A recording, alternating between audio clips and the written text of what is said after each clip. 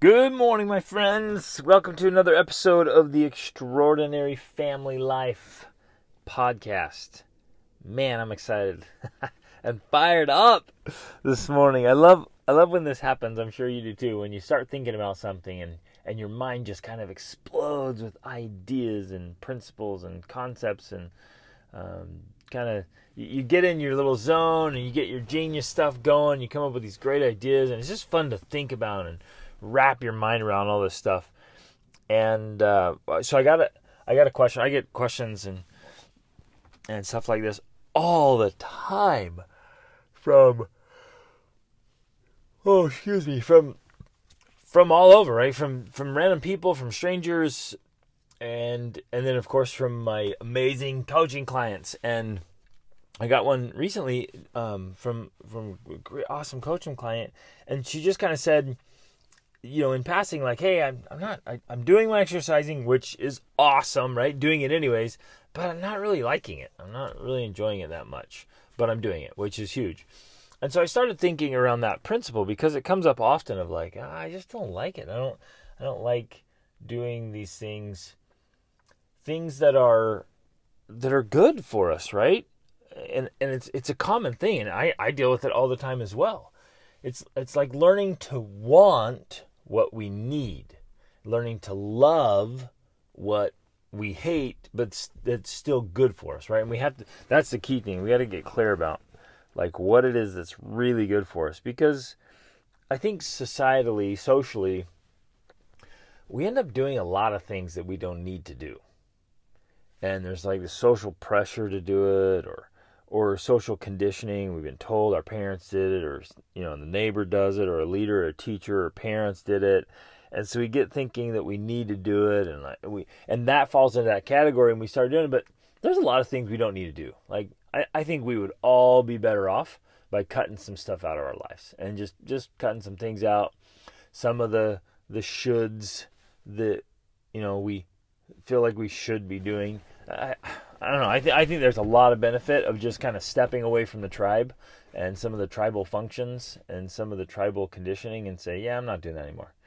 I give it just, and same with our stuff, right? We have all kinds of stuff in our life, tons and tons and tons of stuff. We've been conditioned, and clever marketers have told us we need all this stuff and all this stuff. You have all these stuff and things, and you'll be happier and better, and your life will be amazing. We have all this stuff, and we're like, we don't need that much stuff.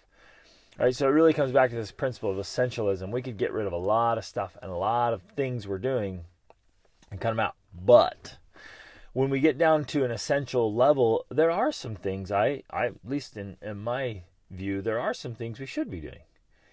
And if we can, we should like them. We should want some of the things that we need. And we should love some of the things that we hate, but are a part of life. And we're going to get into that, right? Some of the things you hate because, like, maybe you should, you're doing them, but you shouldn't. And you hate them for good reason. And, like, if you hate it, get rid of it. Get somebody else. We'll talk about that in a minute. But there are some things that you hate it, but really your life will be so much better if you love it. So let's dive in.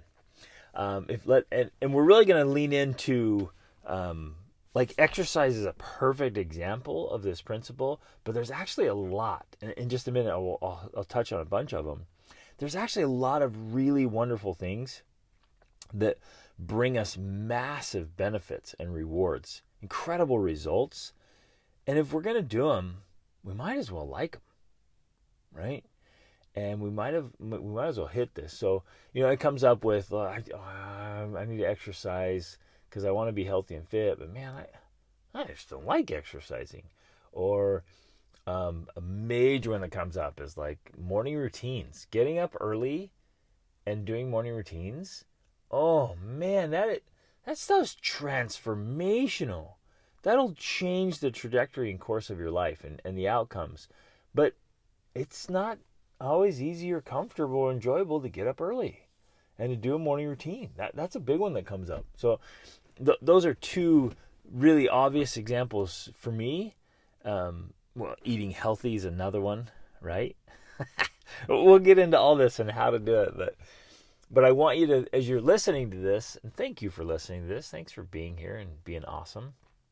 And you guys, if you like the podcast, like, make sure you subscribe and leave a review. On an episode you really like, leave a review on there and share it. Take a screenshot and share it. Let's get this in front of as many people as possible so we can help people live extraordinary lives.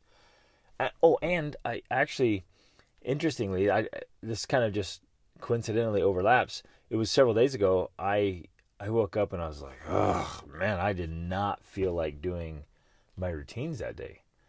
We'd gotten back from a long trip. I was exhausted. I was groggy. I was in that blah state we get in, right? And I did not feel like doing what I needed to do. And I made a YouTube video for my new YouTube channel. Well, not my new channel, but my new commitment to my channel. And I posted over there. So there'll be some kind of related but different things on that video. You can go check that out. But anyways, thanks for being here. As you're listening, think through some of the things in your life that you feel really strongly you need to do, and we're gonna evaluate that whether we really do or not. But think through some of the things you need to do or ought to do, and maybe you dislike them. You just don't like doing it, and that's kind of what we're gonna dive into today. So here's a couple thoughts. I got 1, 2, 3, 4, really five points. 5 points. So as I started thinking about this, I'm like, oh man, I like that idea. And so I started writing a couple ideas, and then it exploded. I just wrote. And so that's the fun. I love doing this. So number 1, and there's no particular order, just ideas, and we kind of explore them. And you're going to have a bunch of even better ideas. And so if you're taking notes, or you can, let your mind explore each of these 5 principles, and maybe you'll come up with more, or go deeper on them, or see them from a different angle. But just dig through this, and we can really do this with a lot of things, can't we? You just stop and say, well, let's turn this around in our heads, and let's see it from different angles. Let's try to understand ourselves and our lives. All right, here we go. Number 1, if you don't like the thing, perhaps you could just like the results, right? You may not necessarily like the method, and that's okay, but focus on the results.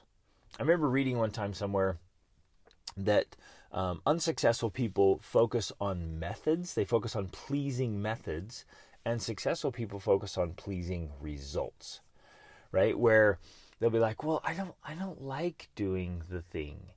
Where somebody else will be like, you know what? I don't like it either, but I do it because I like the results.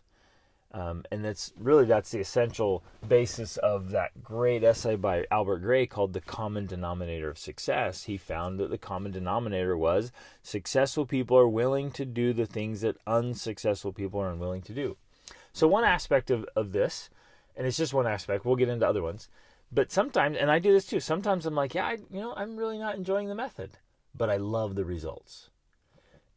And so we focus on the results, and here we go again. I love teaching this principle. What you focus on, you feel. Ooh. What you focus on, you feel. And so if I get going, I'm focusing on the method, I might be like, I don't like this. Why am I doing this? This is lame, blah, blah. And I kind of set up my own sabotage there of not enjoying it. When the reality is, if I focus on the results, what I'm getting out of it or what I will get out of it, then I'm actually motivated and excited and like, yeah, I'm going to keep doing this because I'm focused on what I'm going to get from it. And again, what you focus on, you feel. Now, do you need some motivators? Because I know I do. One time, and I know some of you are going to like, well, I'll just... you guys, I leaned into this when I was a teenager. I was kind of a chubby kid, unhealthy. Like, we just ate loads of garbage. I'm surprised I survived my childhood. But I really leaned into this when I was 16 and 17, into health and fitness. And there was one time in my adult life where we were living in a super remote place, and the food quality that was available, like no joke remote, you guys. We were on a Caribbean island, and it was so remote. We just were lucky to have food sometimes because it was that remote. The little town didn't even have a store. It was crazy. Anyway, so the food quality was poor. We weren't exercising, and so I got a little chubby. Like, that's the only time in my adult, and by a little chubby, you guys would look at me and be like, "You're ridiculous, Greg." but I did. So that was me in my time. I'm like, "Ugh." That was a time period. I'm like, this sucks. And so here's what I would do. And this may not work for you, but it worked for me. Like, whenever I needed a motivator, when I didn't feel like because I'm like, this is done. I'm gonna get back in shape. And so I would just kind of lean forward and just grab a chunk of belly, right? That was motivating. In this, on this particular concept, if you don't like what you're doing, but you do like the results, then grab a chunk of belly, because that's the result you're going after, right? You might want to get rid of that belly flab, or you might want to just grab. I know a lot of you, including Rachel, she's like, I don't want flabby arms. So if you need some motivator and you're focusing on liking the results, then reach back and grab the back of your arms. Grab a hold of that and say, is this what I want? And then focus on the result, right? So grab a chunk of belly, grab a chunk of arm, then get your running shoes on and get out the door, right? And I know this is true for all of us. Like, in this principle, if you don't necessarily enjoy the method, but you really focus in on the results, then let that motivate you. Focus on the result you want. If you want to be able to touch your toes, but you don't necessarily enjoy stretching, you're like, I don't have time for stretching. I don't like stretching. Well, just bend over and try to reach your toes. And you're so dadgum far away from your toes that let that poor result motivate you to like the result. And then as you start getting results, like, celebrate them, enjoy them. Like, man, I can touch my knees now. Ooh, I can touch my shins now. This is fantastic. Ooh, I have less belly fat. Oh, I can see some muscle tone in my legs or my arms, or, measure them and get measurable results and celebrate the results. So one method for doing the things we need to do is to measure and track the results, celebrate like crazy when you get good results. I have one client who's trying to lose weight, and I invited him to start, I'm like, okay, let's go. It is time to level up. Let's hit this. And I invited him to do a 3-day fast. And he's like, yep, I'll do it. It was super hard for him. This is a perfect example. He did not like it. In fact, we talked about it again yesterday, and he's like, oh, man. It was almost like he had PTSD. He's like, oh, geez, I don't want to do it. Oh, he is not want. Because I was like, you could do one every 10 days or 2 weeks. That'd be amazing. He's like, are you kidding me? Like, no. Because it was hard. He did not like the method, right? I have another client that would do 3-day fast and 5-day fast, and the longest one he did was 8 or 10-day fast. And I've heard a lot of people say that once you get past day 3, it gets euphoric and really special. Really powerful, insightful, but it's hard. So he just did not like the method. But you guys, he lost 12 pounds. 12 pounds in 3 days. Right now, it's not the same for everybody, but for his body and current condition, 12 pounds. What an awesome result, right? So there's an example of not enjoying the method, but focusing on the result. 12 pounds. That's amazing. In 3 days. It was fantastic. Okay, so that's the first thought. Like the results. If you don't necessarily like the method, like the results. What you focus on, you feel. Number 2. If you used to like it, but now you don't, find out what has changed. What did you like about it? And this takes some time of going into your mind palace and being thoughtful about it. A lot of times, you guys, we're just kind of operating unconsciously in life. That's kind of part of the game, right? Because we can't consciously wrap our minds around all that's going on in life. We just can't do that. So that's why we have our subconscious mind. The subconscious mind helps us survive because there's just too much going on to be conscious of it all. And so you have to get in your mind palace and say, what is it that I really used to like? What about it that I used to like? And find out what has changed. So now there's a couple different ways to approach this. You can try what you used to do.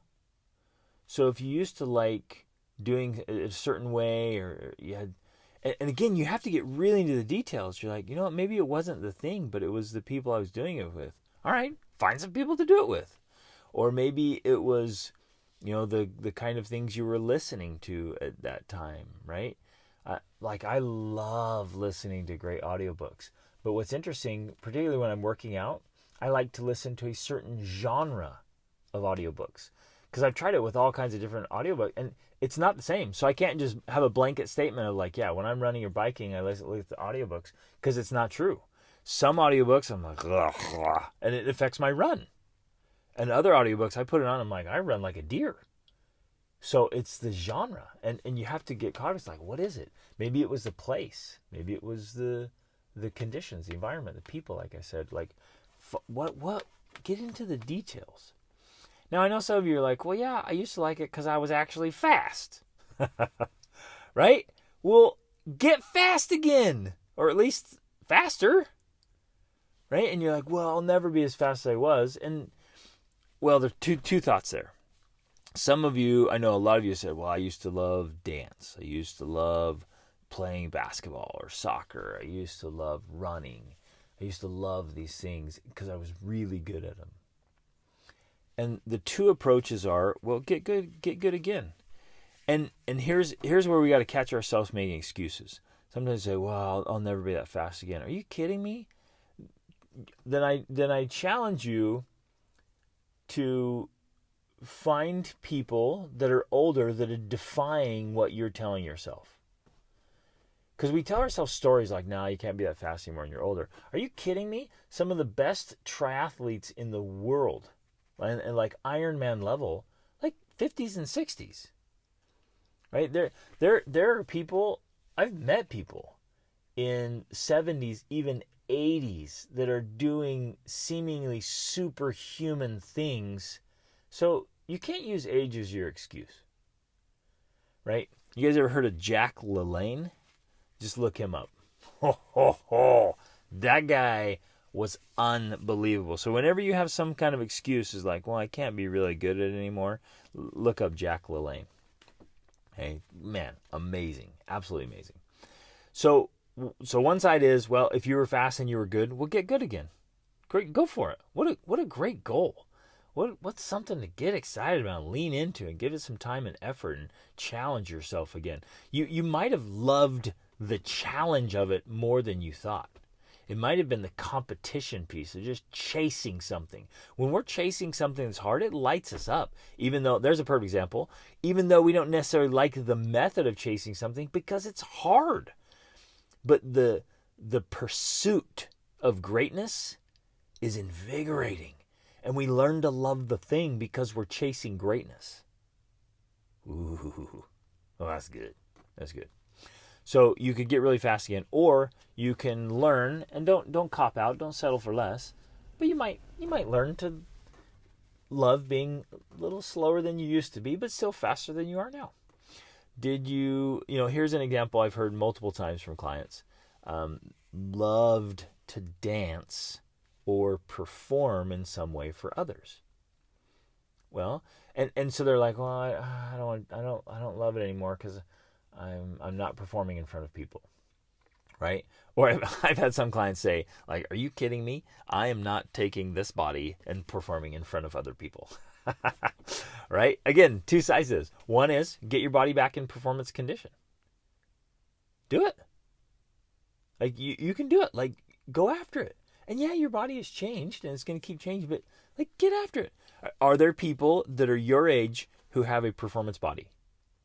Yes. Okay, then it can be done. Well, maybe, and I get it, like you had kids. Are there ladies who have had children, given birth to multiple children, that are back in a performance body? Yes, there are. So you can do it too. Now, are there some conditions? Yes. So for example, we have big babies and Rachel's tiny. And so, and she wasn't working out as much. And so it destroyed her abdominal wall. She had like a 3-finger or 4-finger gap in her abdominal wall. I can't remember right now what the name of that is. But it was huge, and she literally couldn't do working out, and her belly just hung out because her abdominal wall was just destroyed. Like her intestines, you guys, I felt her intestines. They would just sometimes stick out. So she had to have surgery and have her abdominal wall rebuilt. And the surgeon was like, wow, that was worse than I thought it was going to be. It was really bad, right? So she had to have a surgery and have her abdominal wall rebuilt. But now she looks great, right? So, like, do what you have to do to get it back there. Here's another approach. Maybe you used to love performing for others, or now you could just learn to love it just for you, just for the sake of doing it. Or you can try liking it in new ways, right? So whatever it is, whatever your thing is, and I hope you're thinking about this, maybe taking some notes, just taking your specific things, and just wrapping your head around this, like, well, how could I seriously level up, or how could I like it differently? How could I enjoy it just for the sake of doing it? Maybe it was playing a musical instrument and you used to perform. Well, you could perform again. You could get into some kind of performing thing, or you could create your own performances. What if you got together with other families in your area, and every quarter or every 6 months you guys got together and performed for each other? You create your own little performance thing. Like this month we're going to do like a big poem recital thing. We're all, a couple of families, we're getting together, we're going over to a different state, visiting some families, and we all decided, we're like, man, let's all memorize a poem and do a poetry night. And so we're all going to memorize poems. I love poems. I love memorizing poems. Our kids we've been memorizing poems for years, and we're going to do a poetry recital. So create your own thing.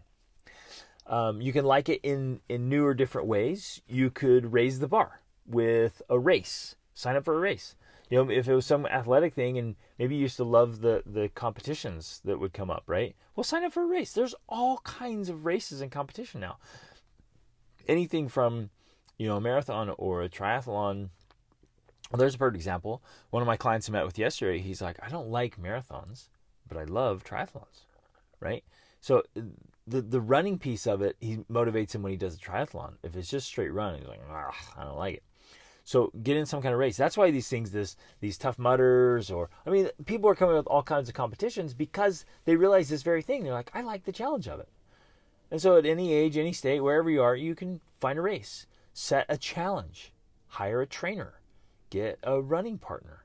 Or an event, maybe you're playing a different sport. Like you switch it up and get a partner to meet you there, hold you accountable. Maybe it comes down to, you guys, maybe you just loved putting on those new pair of shoes every season. Or a new exercise outfit. Or a new training software. Right? Sometimes that's the enjoyment of it. Like, reward yourself with a new pair of shoes. And get a new pair every, pick them at a certain amount of miles, put in 100 miles, get a new pair of shoes or something, I don't know. Or a new outfit. Or new training software. There's so many cool training softwares coming out that I'll talk about in this next principle. Like, that changes the whole dynamic of enjoyment. Anything from trying different trails. If you like hiking, get the All Trails app, or Strava, where you can see all your friends and what they're doing, right? So now you're connecting on those stuff.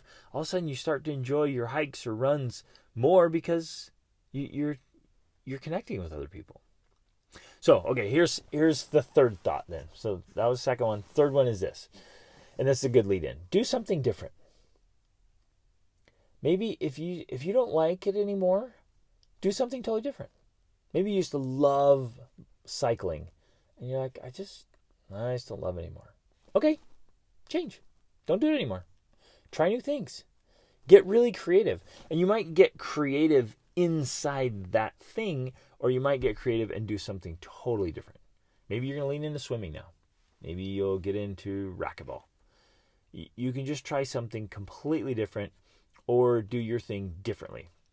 So I have tried road running and road biking, and I just don't like either of them. Now I could train myself to like them, and I could lean into it, but I just don't. I don't like running on pavement. and I don't like road biking, like on the roads or paved trails. I just don't like it. But I love trail running, and I love mountain biking, right? Big time. So it's interesting. You're like, well, it's the same thing. Running's running. Not for me, it isn't.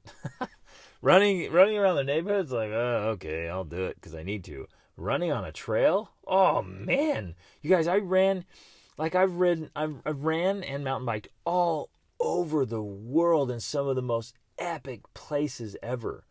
Like I remember trail running at like 13,000 feet in Nepal. Unreal. And I ran into these monks. They didn't speak any English. I didn't speak whatever they were speaking. But we got to communicate. They're out gathering wild mushrooms for dinner. And we got all these pictures. They wanted all these pictures together. So you got a bunch of pictures. And they were teaching me about mushrooms. And this was all like through charades because we didn't speak anything. It was stunning. Like one of my favorite places, like trail running in Nepal. I remember trail running along the coast of Turkey. Like blow your mind, epic, like vistas along the whole coastline of Turkey. And these ancient towers there that were built like in the 1100s. It was amazing. Running through and part of the, in Peru near Machu Picchu. Oh my goodness, just the coolest things ever. So there's a big difference. And maybe you do that. Maybe you need to do, prepare for some epic things. That's something, that's a way to approach it, right? So you're going to go out and you're going to train for some big reward. Reward yourself, you guys. Spend some money on it. Throw down. Give it some time and effort. Like if you want to do those things, you want to be in your life, go for it. Reward yourself. Live into it. Like what's money for anyways? Why do you work? What's the point if you're not going to just really love it? So get into it. And so I love trail running, love mountain biking. And so maybe you're like, I used to love mountain biking because I had a really nice bike. Well, get a nice bike. Make the investment. I don't have the money. Okay, figure out how to get the money. Like earn it. Get after it. So that becomes part of the journey there, right? Another one, I don't like treadmills. Some people love treadmills. I don't like treadmills. I'll use them when I need to. Could I learn to love a treadmill? Sure. But honestly, I would rather run in the cold rain than on a treadmill. No. But I had to get the gear, right? I got gear. So I can run in any weather conditions. In fact, I actually like running in the rain and the snow. But I've trained and conditioned myself to like that. And on the days I don't like it, I do it anyways because I like the idea of going out and running in cold rain. In my opinion, is the worst condition ever. But sometimes I go running in cold rain just because it's hard, and I just do it because it's hard. Okay, here's a perfect example. I love mountain biking, but I don't always have the time to pack up my bike, drive, because where I live right now, I'm not near the mountains, so I have to drive over to the nearest trail, and the trails aren't mountains here.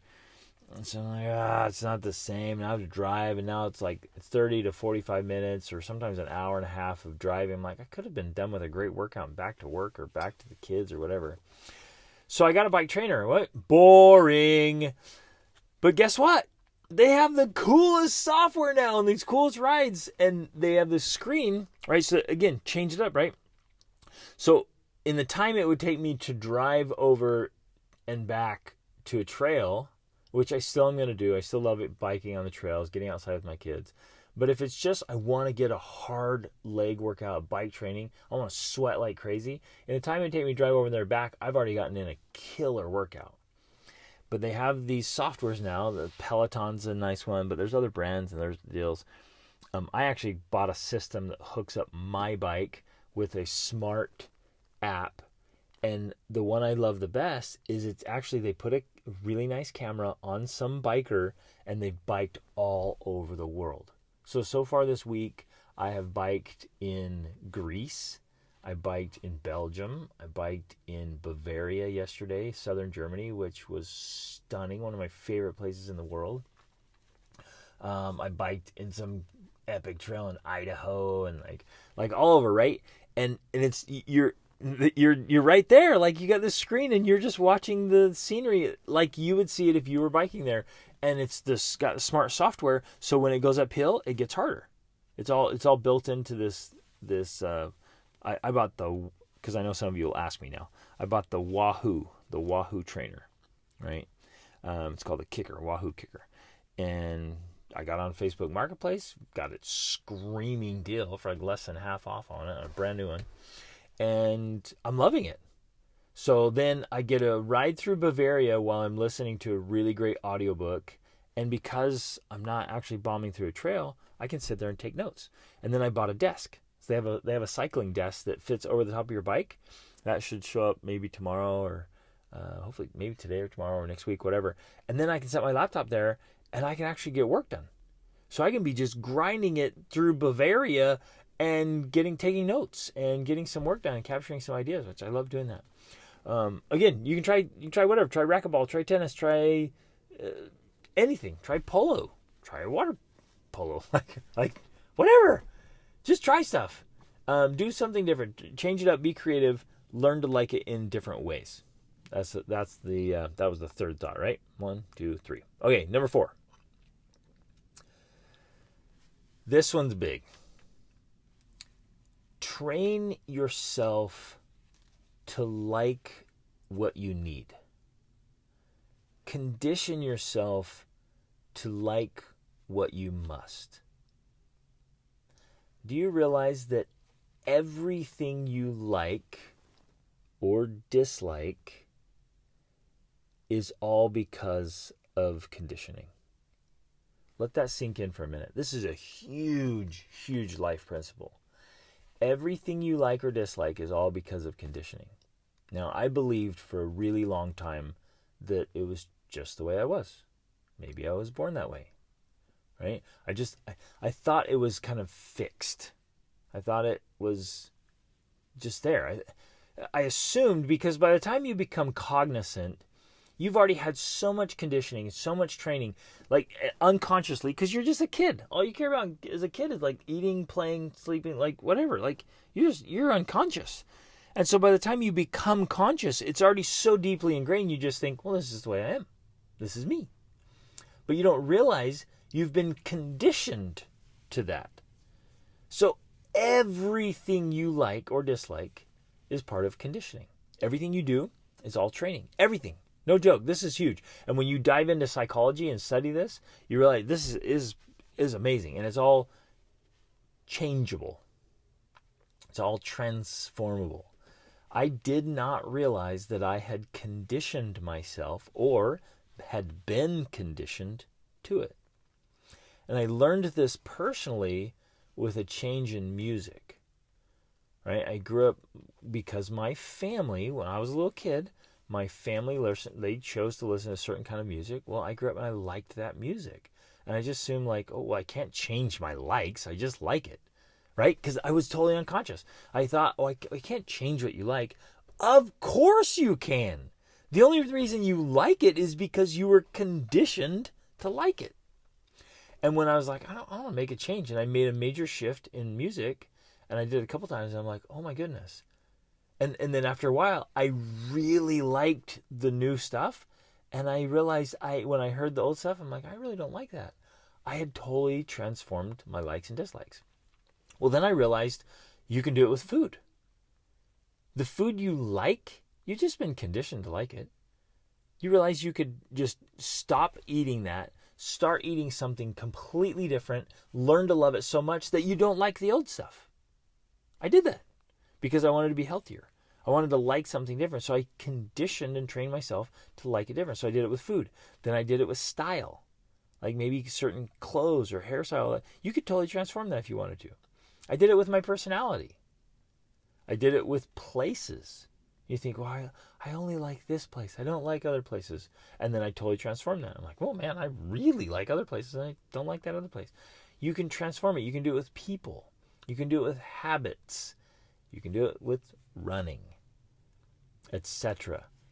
Literally anything. You can condition yourself to like it. Now, the problem is you can actually condition yourself to like things you shouldn't like. And maybe you've done that, right? So this one we've got to be careful with. And tyrants And manipulative people have used this to advantage. They've really conditioned people to like things they shouldn't like. Clever marketers, people without consciences, have used this fact to train people to like things they shouldn't like. So be careful with this.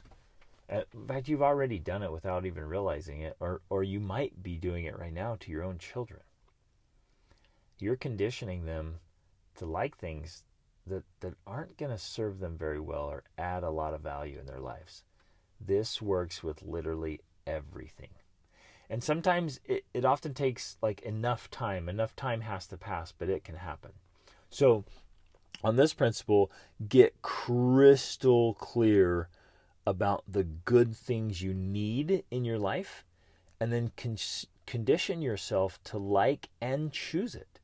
Like continually tell yourself you like it, and then turn on the emotion of liking it. Do you realize that? You have so much power of that. You can turn on emotions and turn off emotions.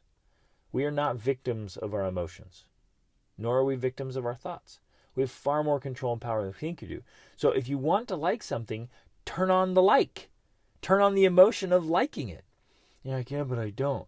Well, right. But you're doing conditioning. So at first you feel like, no, I'm not like lying to myself. I don't really like it. But you're telling yourself you do. It's like changing a belief, right? You start telling yourself you believe something, and in the back of your mind you're like, no, I don't. I don't believe that. And because you're rewriting, you're overwriting the old program, the old software. You can convince yourself of anything. I mean, look around. Look at people who believe ridiculous, completely untrue stuff, and they believe it, right? You can convince yourself of anything. So pick the things you want to convince yourself of and lean in. Now, again, the challenge with that is you have to become really conscious and really aware of what you are constantly telling yourself. We have around 60,000 thoughts a day, roughly. Most of those are just repeats. And over 90% of them are just repeats from yesterday. And it's all happening subconsciously or unconsciously. So when I started paying attention, I realized how often and how much I was telling myself what I liked and what I didn't like what I hated. Well, duh. Of course, I mean, for most of my life, I hated running. Well, here's why. I told myself I hated it all the time. And when I became conscious of that, I'm like, oh man. Because people would invite me to run or go around. I'm like, I hate running. But I wasn't aware of it until I became conscious. And I'm like, man, I tell myself I hate it all the time. And where did that come from? And when I started really searching back there, it had come from some negative experience I had as a chubby, lazy, sugar-filled kid. That was old programming that needs replacing. It needed updating and upgrading. And so when I switched that and I started trail running, it really changed for me when we were living in Guatemala the first time. And I started, because my friend there, he's a runner, and I'm like, I don't like running. But I liked my friend, and I wanted to spend time with him, and I liked nature. So we started trail running, and then I ended up, man, we were running, I was running a half marathon through the mountains with 5,000 feet of elevation gain every week. I mean, we were just cranking in the miles there. I love running, and I love it now. Like, I absolutely love it. So I went from hating it to loving it, but I had to notice that I kept telling myself and generating the feelings and emotions of hating it. So I upgraded the old programming. Another aspect of this is the way you're doing it. Sometimes you hate things because you're not doing it very well. Or, if I might be so bold, sometimes I see people hating things because they're doing it wrong. Right? A lot of you don't like things that you could, and sometimes perhaps should, simply because you're not doing it in a likable way. So here's where some big examples of this whole principle come in. Maybe you don't like cooking, and perhaps you could or should because you're not doing it well. Either you suck at it or you're just the way you're doing it or what you're cooking. Like maybe you're just cooking out of a box. You know, cooking. Like learn how to cook really well. Or maybe it's the tools you're using, the instruments. Maybe maybe your kitchen's not set up very well, or you don't have the good cooking stuff. How many of you have disliked something because of the equipment? Man, I know I have. As much as I love mountain biking, if I was riding a crappy bike all the time, yeah, I wouldn't like mountain biking. And so you're like, nah, I don't like mountain biking. When it wasn't mountain biking, it was the bike. Maybe you don't like cooking, but it wasn't cooking. It was like your kitchen or your instruments or the kind of food you were cooking, right? Or the style or the methodology. Are you with me on this? Many people don't like morning routines. They don't like getting up early and doing a morning routine because they're doing it wrong. Or they're not doing it in a likable way. They don't have a system set up. They don't have a way to wake up. Actually, that starts to play into how you go to bed and when you go to bed. Many people don't like getting up early simply because their evening and bedtime routines stink. They're sabotaging their morning success. So you have to set it up in a likable way. Set up a morning routine that you love. You get into it, you go, oh, this is fantastic. I love waking up. You're constantly rewarding yourself. And so mentally and emotionally, you're like, this is great. This is wonderful. You do a morning routine in a likable way. Guess what? You'll like your morning. But if you're doing it wrong, and maybe it's not wrong, but it's just not as likable for you. And it's going to be different for everybody, right? The way I do it, you may not like it. But you got to find a way that you like it, that's actually valuable to you and you get the benefit. Change the way you're doing it and you like it. So here's another one. I'm just going to keep just as many as I can come up with, and I know you'll come up with even more of these, of practices in life where all these principles fit. This whole entire conversation of like learning to like and want the things that we need, right? Maybe it's teaching or speaking. You've never liked teaching or speaking. Well, it might be because you're not doing it in a likable way. Get good at it. Do it in a way you really like it. Prepare for it. And you're like, man, okay, I actually like teaching. That's how I was. No, are you kidding me? I couldn't talk to anybody. I was so timid and shy and insecure and afraid. Who would have thought that my life's work and the thing I love as much as anything else is speaking and teaching? Yeah, I love this stuff. It honestly might be parenting. I know a lot of good people, they don't like being parents. It's not what they thought it was going to be. But in a major way, I see this so much. They're not doing parenting in a very likable way. And so they don't like the method and they don't like the results. In a lot of ways, they're either A, doing it wrong, or B, just not doing it quite well in a likable way. So if you shift the way you do parenting, and I've done this a lot with coaching. If you'll shift the way you do parenting, guess what? Parenting becomes amazing. It's so stinking fun. Like, I love it. I just geek out. I love being a parent. But there were times, especially early on, when I had no idea what I was doing. Man, I don't like being a parent at all. I'm like, this is what we signed up for? And so you try to convince yourself, like, it's grind, it's hard, and you're like, oh, I'm making the ultimate sacrifice. I'm just going to endure this, right? All of a sudden, the parenting is like, endure to the end. But there's no end of parenting because you're always a parent once you have kids, right? And then grandkids. And so then it becomes this endurance event, and it's terrible, and you're just trying so hard to keep a good attitude because it's so miserable and blah. When like, if I were to meet with you and we were meeting, like, no, like, well, no wonder you're not enjoying it. Like, look how you're doing it. That's not enjoyable, right? So you shift. You guys with me on this? I'm not throwing anybody under the bus here. And this is true for all of us. I had to learn all of these things. And like, oh, there's a better way to do this. And when we do the better way, guess what? This is crazy enjoyable. I really like it. Well, where else does it apply? It actually applies to sex. There's a lot of people who don't like sex. I can't understand that. But I can understand it because they're not doing it right. Right? And again, please understand me here. I keep using the words right and wrong. It's not necessarily, literally right and wrong, but it's just likable or more likable or even more likable. If it's off, if your sexual relationship is off with your spouse, and it's like, oh, this is okay, it's not enjoyable, Because you're not doing it like you could. Like, study, learn, figure this out. There's a lot of anatomy there. There's a lot of emotion there. There's a whole formula and process for that that's way beyond just the act itself. Like, there's a whole, you got to understand it all. And when you understand it all and you live by it, like, okay, wow, I'm glad I learned what I didn't realize before, because this is amazing, right? And it's true. This is true with so many things in life. Like, do it better. Do it differently. Do it in ways that are likable. How about eating healthy, right? That's a big one. So many people are like, I don't want to eat healthy. Well, it's because they're like gnawing on tofu or something, and they think, oh, that's healthy. Or somebody along the way is like, here, eat this, it's healthy. And they gag it down. It's disgusting. And having traveled all over the world and eaten everything I can get my hands on, there's a big difference in how we cook food in the world. And Americans especially. American food is so bland compared to everywhere else.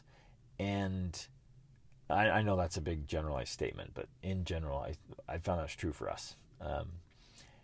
And the opinions, right? So we've met all kinds of people. It's been so fun. We've met all kinds of people, every kind of eating lifestyle, from vegan, raw, vegetarian, all meat, like we've everything, right? Hunter-gatherer. We met this guy who was a gatherer. He would only eat things that he gathered, including roadkill. Like, okay, wow. Right? But some people, their definition of healthy eating is wretched. And I'm like, man, if that was the only thing I had been introduced to as healthy, yeah, I wouldn't like healthy either, right? Yuck. Because it needs to be delicious and nutritious. It doesn't just have to be nutritious. So it's not healthy eating in itself, it's the way you're doing it. So shift it up. I meet people all the time, they hate travel. I'm like, oh, that's interesting. Why do you hate travel? And they describe their travel experience, and I'm like, okay, no wonder. I would hate travel too if I did it like that. They did it, again, wrong. I'm going to use the word wrong. They did it wrong. They didn't travel in a way that's enjoyable. I'm like, well, yeah, no wonder. Man, if I took my kids and tried to do that, we would all hate travel. None of us would ever travel again. We'd never leave because we hate travel. Well, it wasn't travel. It was the way you were doing it. Same with reading. A lot of people, I hate reading. Well, describe it to me. What did you do? Well, you weren't doing it in a way, maybe, and sometimes it's the genre. Sometimes it's the way you do it. It's, again, conditioning, training. They don't like studying. Well, how are you doing your studying? They don't like writing. Well, how are you doing it? Do it in a way that's super enjoyable. Journaling. I meet people like, they hate journaling. I'm like, okay, describe your journaling experience to me. Well, I just sat down at the end of the day and wrote down the things I did. Like, that was so blah, dumb. Like, the reason they didn't like journaling is because the way they were doing journaling. And so try something totally different. And I've done this with a lot of people, a lot of coaching clients. And they're like, oh my goodness, when I shifted, now I love journaling. I can't get enough of it. The same with meditating. People are like, I tried it once or twice. Like, oh, ugh, I'll never do that again. I'm like, oh, well, describe it to me. Right? And there's so many different ways to meditate. And not each way. What works for somebody might not work for you. Same with journaling. Same with writing. Same with studying and reading and travel. All that. You might be like, oh, look, these people love traveling. I'm going to do what they do. And it doesn't work for you. So you have to find out what works for you. What makes you, like, it lights you up. You just love it. Same with prayer. It's really interesting. There's different ways to pray. And in family life, if you don't love, just absolutely love family life, then you might not be doing it in a likable way. Switch it up. And I hear this all the time. Most people, they don't know really what to do with family life. The only real example they had was how their parents raised them. And it might not be working for you.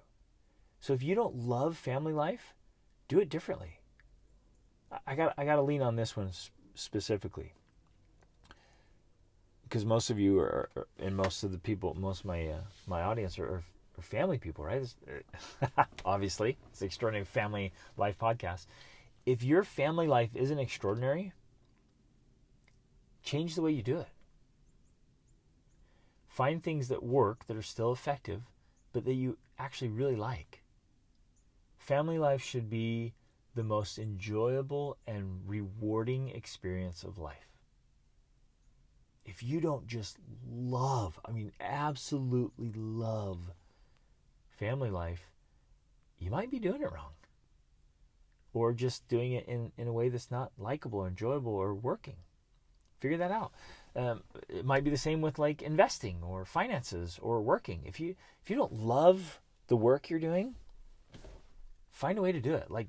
I think there's a way for everyone to love the work they do, love what you're occupied in doing. But you have to figure this out.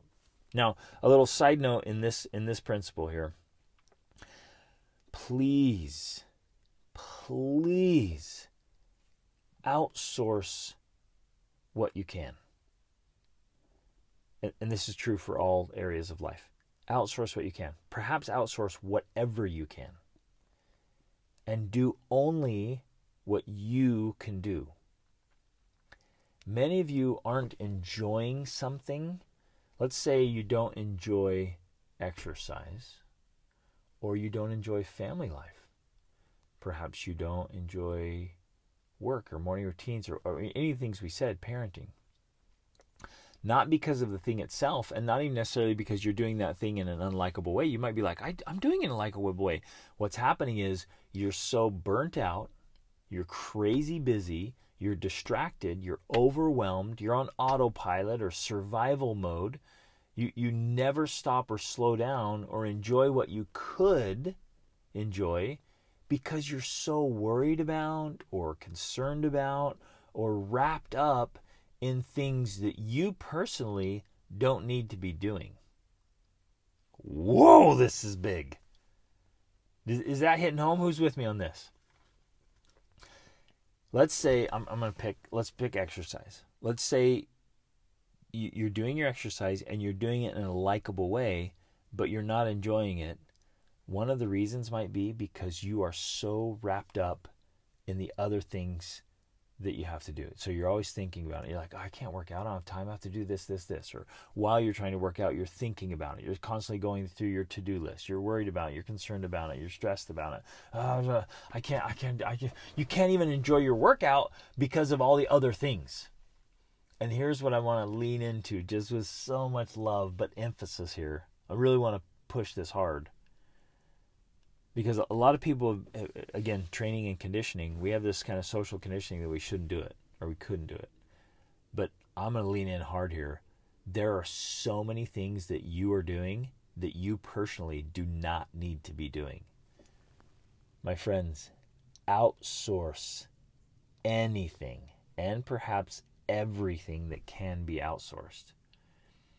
Peak performance and optimization actually require this. The greatest Olympians, the best business leaders, the highest performers in every area of life, including parenting and family life, they are not doing everything. You can't. In fact, they're not doing anything that they don't have to do. Right?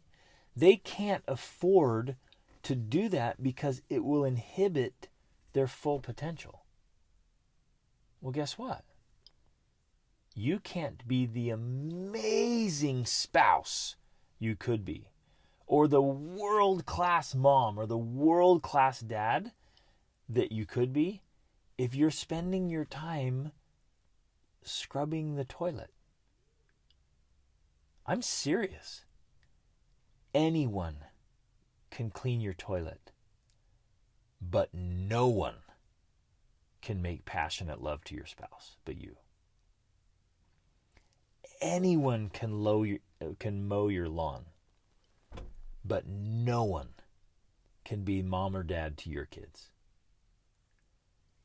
Anyone can do your laundry or run the errands, but no one can do your workout for you. You can't outsource your push-ups, but you can easily outsource cleaning the house, taking care of the yard, picking up the dry cleaning. You with me? Like, this is huge. So many of you are not enjoying aspects of your life that you really could because you're overrun with all these things that you don't need to do. Now, yes, they need to be done, but there's this major misconception that you have to do it all. That's not true. And if you want to really optimize your life and really reach for your potential, you've got to outsource more. Many of you are not doing or not enjoying what you need because you're so consumed by other stuff. Ooh-wee, let that sink in. In fact, my invitation to you is hire somebody to, or outsource. I mean, there's lots of ways to outsource beyond hiring. Hiring is just one way to outsource. Outsource all the other stuff you can, and try it. Just experiment with it. Try it. Outsource as much as you can. And so when your kids are older, you can outsource a lot of stuff to your kids. They kind of earn that part. They take over ownership of that. Try it. Please just try it. Pick something, outsource it. And pick the one thing. What's the one thing that consumes so much? And it might be like, man, it's the dishes. It's meal prep. It's laundry. It's constantly picking up after the kids. Outsource that. Hire somebody. You're like, oh, I don't want to spend the money. What in the world is your money for if it's not to make your life better? And allow you to do the things you want and need to do and actually enjoy them. That's what it's for. Oh, man, I get passionate about this one. And just try it. Just try it. Experiment with it. Outsource something today. All right, last principle. This one's where the tough love comes in. This is where Mr. Coach Greg comes in. Sometimes you just won't like what you need to do. Well, do it anyways. That's what I call being mature and responsible. It's being an adult. Sometimes it just sucks. Well, so what? Embrace the suck. Every day you can, and perhaps ought, to do things you don't like, but are good for you, simply because we must cultivate your I do what I say no matter what muscle. Our lives are so comfortable and so convenient that many of us have become big old grown-up babies. And there's going to be times that you just do it because you're an adult and you just do it. Right? Now, again, that's just one aspect of this overall principle. There's still times, you guys, often, where I don't feel like doing it. I just don't. I don't feel like working out. Or I might feel like working out, but not working out hard. Right? Or I don't feel like doing this task or working on this project or getting up. You guys, I've been getting up really early for like 2.5 decades. And there are still a lot of mornings that I do not feel like getting up. And it sucks. Like, it hurts. You're overcoming sleep inertia. Especially if you had the kids wake you up, or you had a rough night, or a late night, or whatever. You just, like, do it anyways. Right? And embrace the suck. In fact, if you want to take this to another level, specifically choose hard things that you're going to do every day just to cultivate that muscle of like, hey, when I say I'm going to do it, I do it. I can do hard things.